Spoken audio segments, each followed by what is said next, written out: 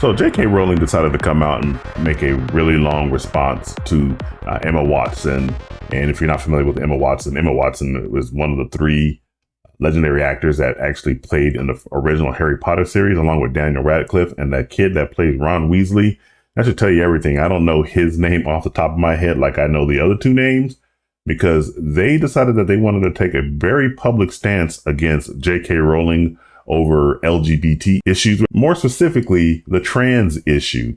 And Emma Watson had said some very hurtful things to J.K. Rowling, but then later on, now that this trans ideology is starting to hit its peak and starting to downhill, she decided she wanted to hem and haw her way into trying to get back into J.K. Rowling's graces. But J.K. Rowling is not playing that. She just basically came out and said, hey, I'm just going to put this out here and just leave it at that. And again, I'm not going to read this entire thing, but I will certainly link to it in the description of this video.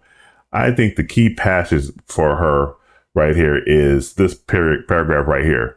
Like other people who've never experienced adult life uncushioned by wealth and fame, Emma has so little experience of real life, she's ignorant of how ignorant she is. That is a really good bar. And I think that pretty much sums up everything that's been going along with Emma Watson and Daniel Radcliffe. Again, when we know your name is more associated with social issues than is associated with any other type of movie you've worked in, you got a problem. Now, I think Emma Watson was in Sleeping Beauty. That was her biggest movie outside of Harry Potter. And Daniel Radcliffe, he was in some movie that I watched with Sandra Bullock and Channing Tatum, some romantic comedy that I forget the name of. But again, your reputation precedes you if everybody knows you for other things other than your movie acting prowess. Take this as a lesson, Emma. J.K. Rowling is no longer playing with you.